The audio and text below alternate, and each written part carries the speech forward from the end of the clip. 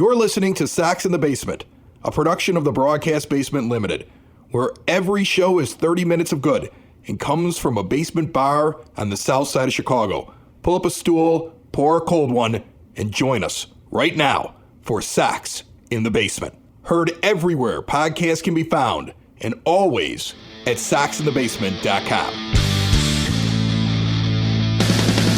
And belly on up to the 9-foot homemade oak bar. Pour yourself a cold one. My name is Chris. His name is Ed. This is Sox in the Basement, the podcast for fans by fans. That is 30 minutes of Sox. Well over 400 episodes, I noticed the other day. We're going to have to do something for 500. I think it's going to be like sometime in the middle of the summer next year.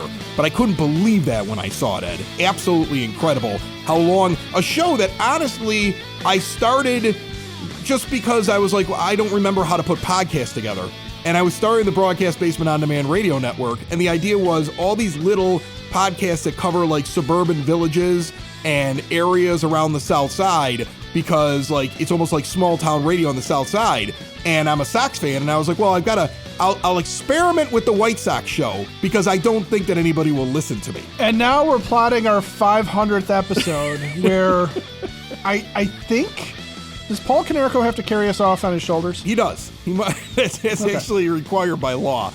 It's just, and the amount of people that have checked out the show, I just want to start off this episode and say thank you. Really appreciate it. And I would appreciate it that if you have any kind of issues around your home, you're worried about water getting in, that you call Family Waterproofing Solutions, proud sponsors of Sox in the Basement, for bowing walls, window wells, foundation and crack repair, concrete raising up and down, and now the leaves will start falling soon. I mean, it's been raining the last couple of days. You know, fall is right here on us. We're gonna be warm one day and cold the next day. I put on blue jeans for the first time in months the other day. You know, I mean, it's time for overweight white guys to start pulling out pants again. Well, yeah, there's always a handful that are going to resist. But for most of us, time to put the chicken legs away. It's pants season. They're family and veteran owned and operated since they started in 2013. You get a discount if you mention Sox in the Basement when you call 708-330-4466. See what a difference a family makes at familydry.com. Quick announcement for everybody, a little house cleaning before we jump into the ridiculousness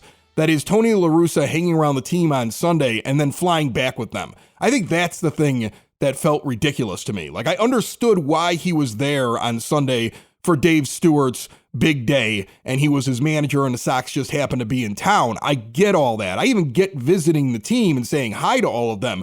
The flight back was weird based upon some of the things that came out over the weekend about Tony, his condition, and listening to some of the folks that actually cover the White Sox on like the flagship station. You know, and the things they're saying, I don't think you say if Jerry Reinsdorf's not okay with you saying. So we're going to dive into that. But before that, quick announcement. If you listen to Sox in the Basement through SoxOn35th.com, you have until November the 1st to make sure you are subscribed to Sox in the Basement, or just get your habit to going to SoxInTheBasement.com, because we will be leaving that website on November the 1st. You know, I had a really interesting idea to kind of partner up with them and do some things.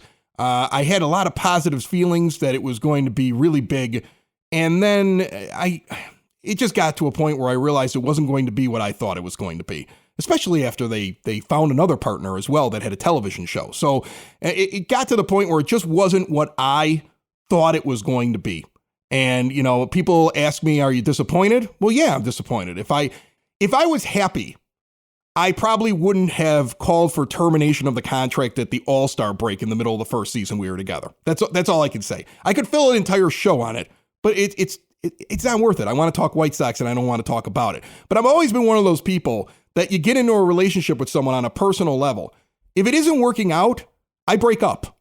Like, some people will think, what, you don't fight for the relationship? No, I sit there, I look at it, I go, this ain't working. I tried to fix it, didn't get fixed, so we're moving on. I wish them the best of luck over there. I think they've got some great writers. It's just not what I thought it was going to be. It was a failed experiment, Ed. I guess that's the best way to say it. It was a failed experiment, much like the White Sox using Tony La Russa as their manager. Right. Tony was a failed experiment. I think we could say that now. I think we can look over the last couple of weeks and say failed experiment. Yeah, no, there's no doubt about it. There was something kind of magical in the thought process of saying, here's this Hall of Fame manager who started with the White Sox, went on to have this brilliant Hall of Fame career with a couple of different teams. wins World Series with the Cardinals, with the A's. And let's bring him back in and take this rebuild to the next level and bring in our legit Hall of Fame guy and have him take us to the promised land. But then he got here and you started to realize, you started to see where 11 years off of being out of the dugout, he didn't have the same rhythm maybe he once had. And then we start to see as the guy's health, unfortunately, really becomes an issue. And that's where we are right now, right? We know that it's his heart, not that his heart's not in it, but we know that this is the type of thing he's having. He's going through some, and you and I talked about it, he's going through some old man health problems. It's a fact of life, and it's not a reflection on him as a person. It's not a reflection on even his acumen as a manager. It's just a reflection on his ability to be a guy who handles a young man's game. And that's the truth. I mean, you and I are both 45 years old. We know we shouldn't be playing baseball. Well, we probably couldn't play at that level, but yeah, I get what you're saying. No. It's like watching Tom Brady, his first game this year, and they're talking about his age, and I'm like, I'm Tom Brady's age. I don't know how he does this. First time I got hit out there, I just die at this age. Like, you don't recover. Right. I don't recover from anything. How does he even get up in the next week to play the next game? I don't get it. So, I mean, here's the thing. Some people just don't know when it's time to be done. And I think that's what we're dealing with right now with Tony. I mean, you look at Terry Francona, CBS.com or CBSSports.com had an article out over the weekend where Cleveland Guardians manager Terry Francona admitted, quote, physically, it's getting hard, unquote, to remain an active participant in the dugout. He's 63 years old. He's had several surgeries, multiple physical issues, but he also, at his age and his current health conditions, are dictating to him, this may not last very much longer for me. When you're doing an experiment, and that's why I call it a failed experiment, Control Group is a very good team that you put together. It has a lot of flaws because the general manager didn't spend the money correctly, but a very good team that you put together with a manager that I don't think gives you a plus or a minus. Renteria was basically even. For every good move he made a bad move. All right, so he's the control of the experiment. Then you bring in the Hall of Fame baseball person. You give him a year. A team that should have made the playoffs. I don't think it's a big accomplishment. There were questionable decisions in his first playoff series with the team, and they got basically knocked out when they walked in. It was not a good performance for them against the Astros. Now we get the next year and we see a team that should have been contending. A lot of people picked them to win the pennant. They were the favorites to walk into the World Series on the American League side by a lot of people. And you see them flounder all year long. And now we get to see the next part of the experiment. Remove La Russa, put in Miguel Cairo, person who the jury is out on as to whether or not he's going to be a good manager. But just removing that one thing, look at what the team is doing since then. And I think it's pretty undeniable at this point that it's a different guy at the helm. It's a different feeling in that clubhouse. It's different results. And I'm seeing a different White Sox overall. So we saw an experiment. The experiment didn't work out. I think anybody that believes that Tony La Russa coming back into the dugout is a positive thing for this team needs to get their head examined. Okay, he needs to stay away. That's it for him. There's no reason at this point to rush him back for a couple of reasons. One is let the guy just get fully healthy, but also the team is going well without him. And he even, I think, can kind of see that. I mean, he's not blind. Anybody can look at this and see what's going on. So does he really need to rush back because the team is in desperate need of him? No. Does he need to rush back because he needs to stroke his own ego and show that this team can win with him and not in spite of him? Maybe. Oh, I think that's what he needs. He's trying to get back in because he wants to prove, oh, no, it's not because I'm gone. This hurts him. You can't tell me he doesn't know what we all think. All right? He's got his own Twitter account. He doesn't use it very often, but I'm sure, my dad creeps on my mom's Twitter account. He's a guy in his 70s. He acts like he doesn't look at social media, and he does.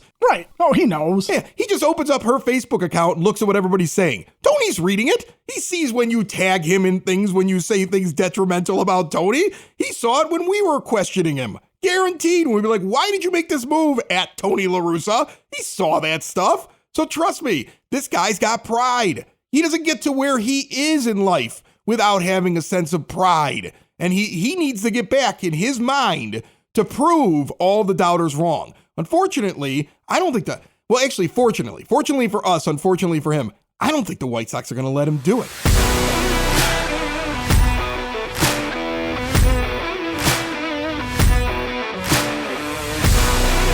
Southside has an incredible place for anybody that's trying to stay in their home and independent, or let's say you've got an elderly parent, doesn't get around very well, they may have some health issues, maybe they shouldn't be managing baseball games anymore for the White Sox, and they need some bathroom aids so they don't fall, right? Or specialized bed or recliner. Or I actually saw this, Hyatt Home Medical Equipment can set you up with an app that opens and closes doors. I want that even though I don't need it. Well, that's cool. Yeah, when my teenager leaves the door open, I don't have to get off the couch and I don't have to yell at him. I just open up the little app, hit the little button, door shuts. I think it's incredible. You want to check out this amazing showroom that they have in Evergreen Park, Hyatt Home Medical Equipment. You walk in there, they've got everything, the little stuff, diabetes control, CPAP machines. They're really into those. They've got the latest technology. And then you got all these other things that basically make your home into a smart home and make it less likely that you're going to suffer a fall in the home. They work with your insurance and they give a discount if you mention Sox in the Basement. Stop in and see them today, 3518 West 95th Street in Evergreen Park, or visit them at hhme.com. This is a pride thing, I think, for Tony. And I go back to the crackpot theory that I threw out there in the last episode of Sox in the Basement, where Tony was trying to possibly force his way back in. He shows up on Sunday. He's there for the Dave Stewart thing. The team is on a roll. You're hearing quotes like, "Don't worry, Skip, we got this," right? You're hearing in the broadcast, like, this is a very different team with Miguel Cairo. Like, nobody's hiding this. That's the thing. Nobody's hiding this. And he shows up, and that's fine. He wants to see the team. Great. He wants to walk around and shake some hands. Who cares? But getting on the plane ride back to Chicago with the team, that's a distraction. And Ozzie Guillen called him out after the game. And he's right. The White Sox need to make a decision right here, right now. And I'm with Ozzie. You know what? You got some health problems. You can't be lingered around the team. They're trying to come back after a really rough season. They're on fire, and they don't want to be asked about Tony every single day. It's a distraction. Make a decision. Say that because of his health, we're going to rest him. He's got to be cleared by doctors anyway. So even if he gets his own doctor to do it, the White Sox doctors can say, nope, we don't think this is a good idea. If Jerry's his friend, that's what he does. I mean, forget the fact that the team has a better chance of winning without him. If Jerry's his friend and doesn't want to kill him, I think what he should do is say, nope, team doctors say you need to sit this without Tony, and we'll talk in the offseason about your future. Well, if I'm Jerry, moreover than that, I'm actually sitting my friend down and saying, here's the deal. I don't think this is working, and I don't want you to go out, in a way that makes you look bad. But you did the best job you possibly could. We can heap praise on you for being this ultimate tough guy going through this thing and just really, really, really build him up to make him look great, and know that it's really just window dressing to put on the fact that they recognize the fact that this is not working for them for whatever reason. And it doesn't have to necessarily end badly. And frankly, if you think about it, if they do end up making the playoffs this year, then Tony can sit there and say that he came back and took this team to back-to-back playoffs. He's still the manager. We know Miguel Cairo's finishing the year for him, but he still started this thing. So he's the manager of the team, for back-to-back playoff seasons. And, gosh darn, if it wasn't for this bum ticker of mine, I'd be there. I think we could have taken it all the way. Right. And then he can step back and he can step back with dignity, and the team can have him relieved of this duty with dignity, and they can look at Miguel Cairo and say if Miguel Cairo's the guy that they want in there. They can look and see what other manager or managerial candidates are out there, and they can figure out what the next step is for the team. And maybe it is Miguel Cairo, and maybe at that point, you're also throwing Tony this bone of saying, well, look what you did. You set us up by your being here for a couple of seasons. You've set us up now for the foreseeable future because you've given us our manager of now and hopefully the next decade or something along those lines. where, this very much is going to be a Tony La Russa tinted staff that is going to go forward under Miguel Cairo, because that's, Miguel's his guy. You know what? Here's the thing. The White Sox are notorious for spin and trying to put out a message that I think most people can look at and say, well, that's spin. Like the whole thing, remember the Manny Machado thing? I'll never let go of it. Their claim that they gave the best offer, when in reality, right, we had the best offer, we were blindsided. Right, there was far more guaranteed money that was offered to Machado. You wish you had him on the team right now. And the thing is that he had said all along, I want 10 years and $300 million. That had been out there since like September that year, October. And the Sox tried to get with this, well, performance-based at the very end of your career, when we can just sit there and say, no, we don't want to pick up the option and move on from you. What position is the team going to be at the end of that 10-year contract, right? We can get in that again. I don't want to. But the thing is, they spun it. They tried to spin it. And some people bought it, hook, line, and sinker. And then the rest of us looked at it, intelligently and said, nah, that's spin. This team loves the spin. And this is the perfect chance to spin things on the entire season. See, if Tony doesn't come back, you can blame any playoff exit on we didn't have our manager. I still believe that Tony would have gotten us there. Jerry can sit there at Sox Fest and say that. And there might be a smattering of boos, but he could sit there and say that. I still believe that my friend Tony would have gotten us there.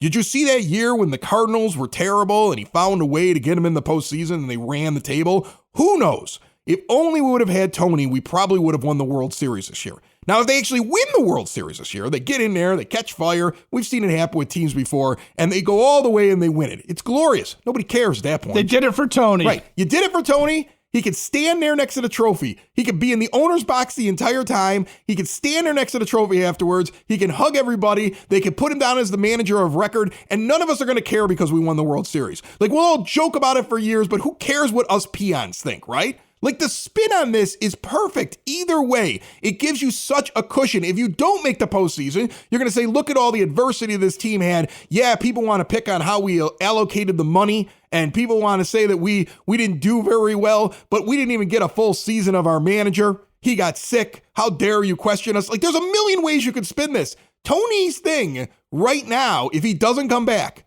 is spinnable in any direction in which the team could try to paint a positive light and convince people that everything's fine over here, right? There's nothing to see here. We were a victim of circumstance. Now, they bring back La Russa, and the White Sox don't make the postseason, you can't spin that. No. If they bring back La Russa, and all of a sudden they become anemic again, and you don't see that excitement where everybody on the bench jumps up and runs onto the field when Elvis Andrus breaks the tie in that big comeback in the ninth inning that they do with one out, they start that comeback down 3-0 over the weekend.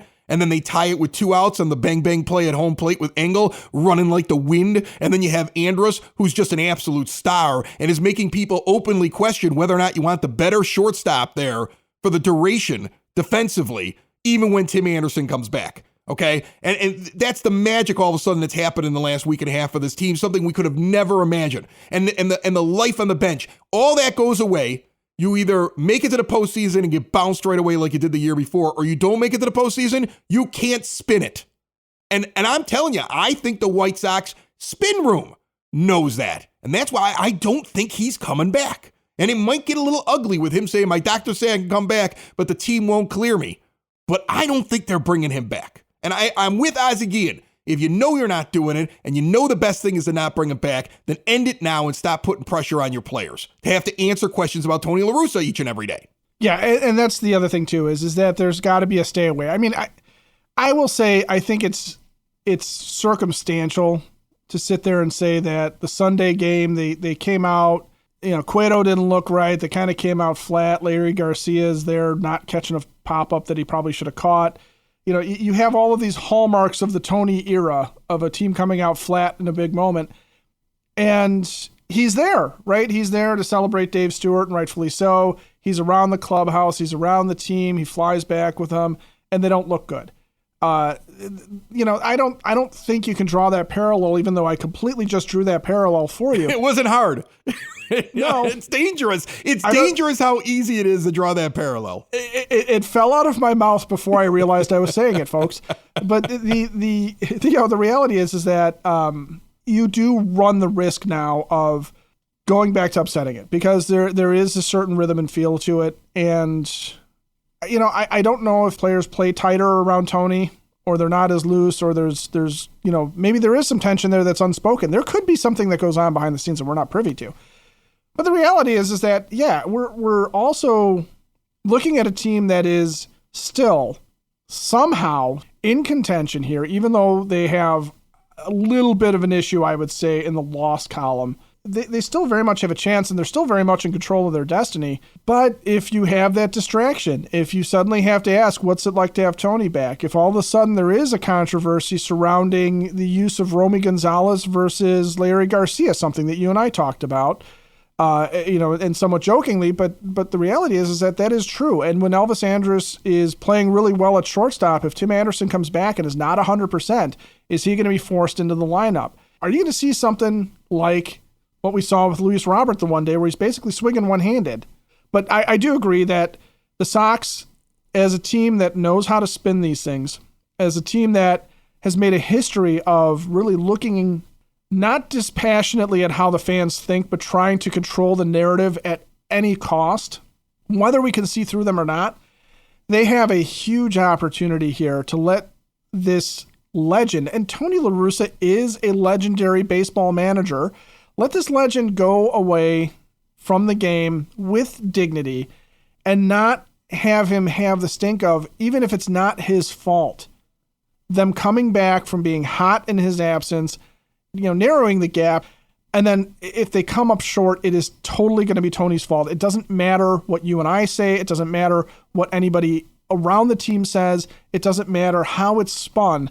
That is going to be the perception. 100% is that things were going well. Tony came back. They didn't make it. It's all Tony's fault. You can't have that for this team and then go into next year and not have to make wholesale changes, because if you can't blame Tony, then Rick Hahn, it is your fault and your players' fault.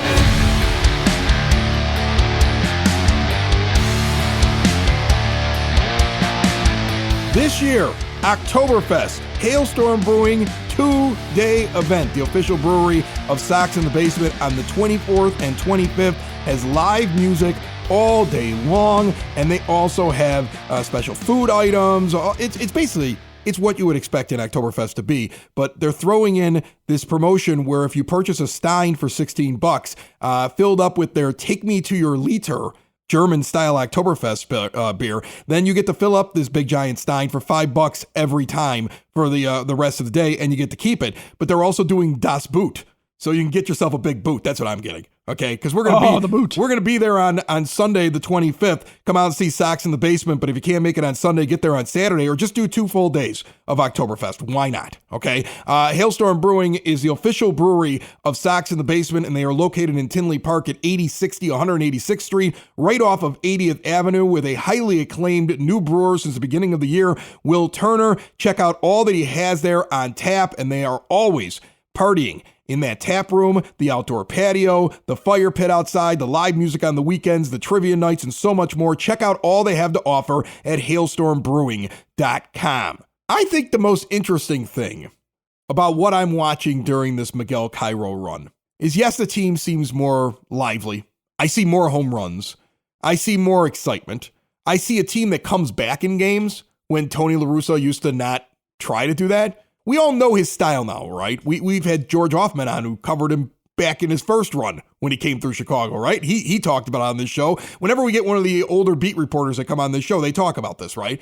Tony manages to get the lead, and then Tony tries to hold the lead. But Tony gets to a certain point in the game, I think it's very obvious, where he goes, well, we're losing. Time to just bring in the scrubs from the bullpen. Cairo doesn't do that. Like, he really is managing to still come back and win the game. Like, he's really telling his team, like, let's go. There's this extra belief that seems to be there rather than usual suspects, right? Like, Miguel Cairo, if he can see a big win, he doesn't care how many times Liam Hendricks has been out there. He's going to bring him back out again.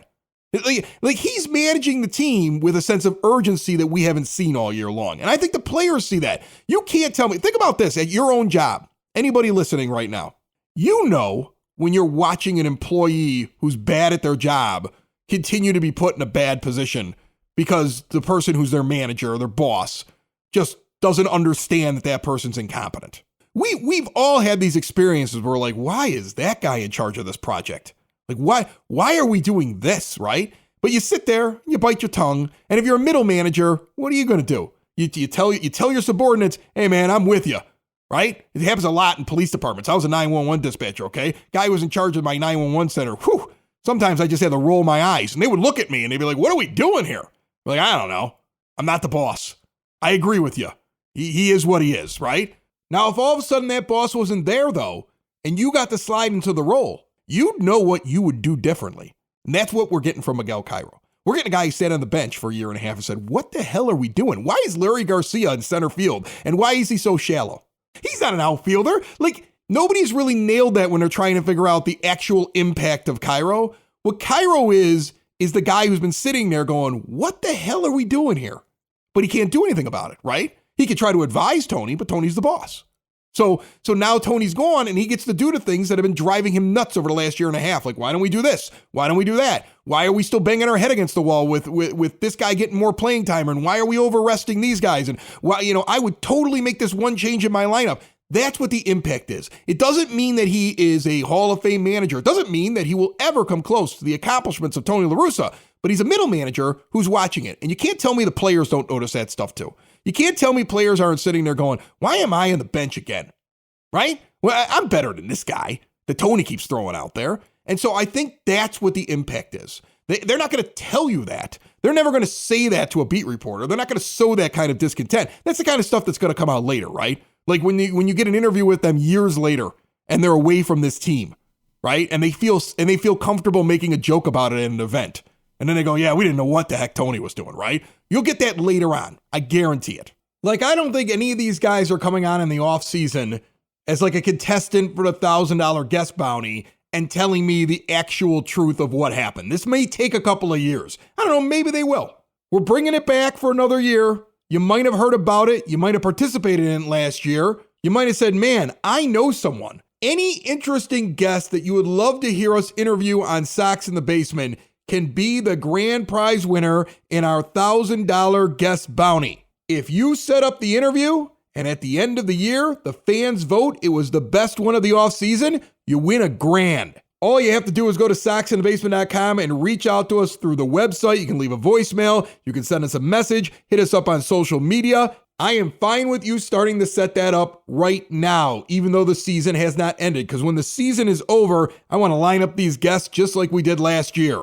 It's all brought to you by the law offices of Parente and Norum. Have you been injured at work? Then you need a team that will do what it takes to fight for your rights. Insurance companies only care about one thing, the bottom line. At the law offices of Parente and Norum, their team has the experience, dedication, and proven results it takes to get you the care and compensation you deserve. $400 million already earned for injured clients. They want to help you as well. Get a free case evaluation, 312-641-5926, or go to pninjurylaw.com. I'm looking forward to seeing who the listeners bring in this year for the $1,000 guest bounty. We had 2 current White Sox players included in the group last offseason, and neither one of them won, but someone's winning a G. Yeah, well, and to your point about Miguel Cairo being the middle manager who's also one of the guys, that's kind of one of the things that the bench coach is, right?